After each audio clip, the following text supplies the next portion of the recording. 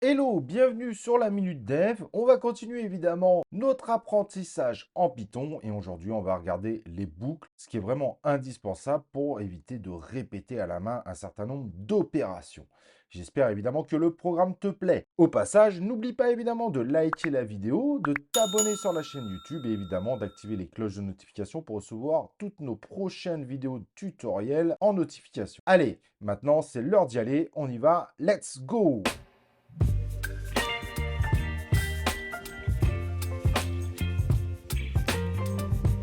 Donc, comme je disais, aujourd'hui, on va commencer par regarder les books, ce qui va nous éviter considérablement de répéter un certain nombre d'opérations. Et c'est juste évidemment une notion indispensable en développement. La première boucle qu'on va voir, c'est une boucle très simple, c'est comment répéter 5 fois la même opération.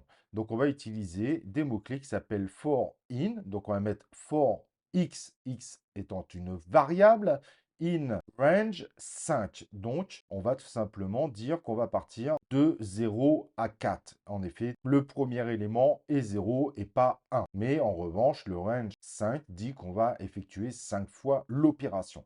Pour s'assurer que notre boucle fonctionne bien, on va tout simplement afficher le résultat de x, donc la variable qu'on a mis dans notre for. Et en effet, comme on peut voir en bas, on a bien 5 fois l'opération qui est effectuée. On affiche 0, ensuite 1, ensuite 2, ensuite 3, ensuite 4. Évidemment, si tu changes le chiffre dans range, tu pourras faire l'opération selon le nombre que tu veux, en l'indiquant évidemment entre parenthèses. Et donc maintenant qu'on ait vu ces fameuses boucles très simplistes, on peut faire des boucles un peu plus sympas.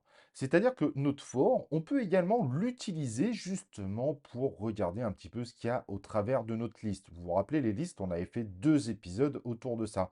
Et bien, on va pouvoir boucler dessus, par exemple, pour afficher des résultats. Et donc, à partir de là, ce que nous allons faire tout simplement, nous allons donc définir une liste par exemple fruits avec pommes, bananes, fraises, framboises, et on va faire un for dessus. Donc, on va utiliser une variable à laquelle on affectera chacune des valeurs à chaque passage de notre boucle. Et évidemment, on va définir quelle liste on veut lister. Et donc, tout simplement, on va écrire for un fruit, donc cette fameuse variable qui prendra la valeur de chacun des éléments à chaque passage de la boucle. Et in fruit, on indique notre fameuse liste où on a l'ensemble de nos fruits. Et dans notre boucle, pour faire très simple, hein, juste pour voir évidemment le fonctionnement, on va tout simplement afficher un fruit. Donc, à chaque fois qu'il fera la boucle, donc à chaque fois qu'il trouvera un élément dans la liste, eh ben, il l'affichera. Et donc, finalement, il affiche pomme, puis ensuite, il refait un passage, il affiche banane, il refait un passage, il affiche fraise, il refait un passage, il affiche framboise. C'est en effet aussi simple que ça, c'est vraiment pas difficile à comprendre. Et comme nous avons vu lors du précédent épisode comment faire des dictionnaires, nous pouvons également faire un for sur un dictionnaire. Donc là, je vous mets un exemple. Nous avons donc le dictionnaire voiture avec en clé moteur, valeur diesel, en clé puissance, valeur 250 chevaux. Et donc, on va voir, en faisant un for donc sur voiture, où on affectera par exemple la valeur dans élément, donc ce qui va permettre normalement de boucler évidemment sur chacune des clés de notre liste, et on va afficher élément. Et comme on peut le voir en bas, il nous met en premier moteur et ensuite puissance. En revanche, comme tu pourras le constater, il nous affiche la clé de notre élément et non pas la valeur de celui-ci. Donc si on veut faire quelque chose d'intéressant, nous pouvons éventuellement utiliser la concaténation des chaînes de caractères pour pouvoir afficher la clé et évidemment ce qui nous intéresse, sa valeur. Et donc si vous avez bien suivi les épisodes précédents, eh ben, on va tout simplement afficher élément concaténé à une autre chaîne de caractères qui est 2 points concaténé à voiture entre crochets élément. Élément étant tout simplement la variable contenant la clé à laquelle on désire faire une référence, ce qui nous permet tout simplement d'afficher le résultat, donc la valeur pour chaque clé. Et c'est là qu'on voit en effet en bas, moteur 2 points diesel, puissance 2 points 250 chevaux. Nous n'allons pas aller plus loin sur cette partie-là, car après c'est un petit peu plus complexe. Si évidemment les différents éléments de votre dictionnaire ne sont pas forcément toujours du même type de valeur, il faudra aller un petit peu plus loin.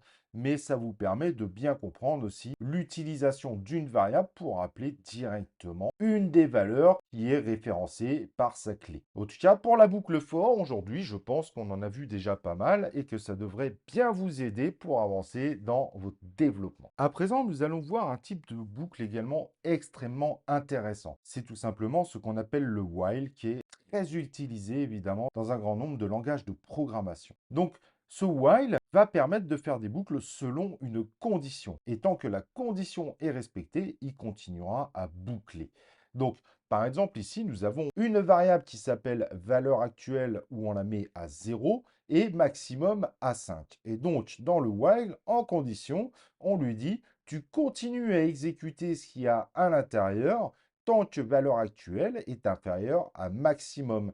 Et évidemment, faites attention car vous pourriez faire des boucles infinies. C'est-à-dire que si jamais il n'y a rien qui ne puisse permettre à un moment d'empêcher cette condition de s'exécuter, votre programme part tout simplement en boucle infinie. Mais heureusement, dans notre programme, comme vous pouvez le voir, donc on a mis notre condition, tant que valeur actuelle est inférieure à maximum, on fait la boucle.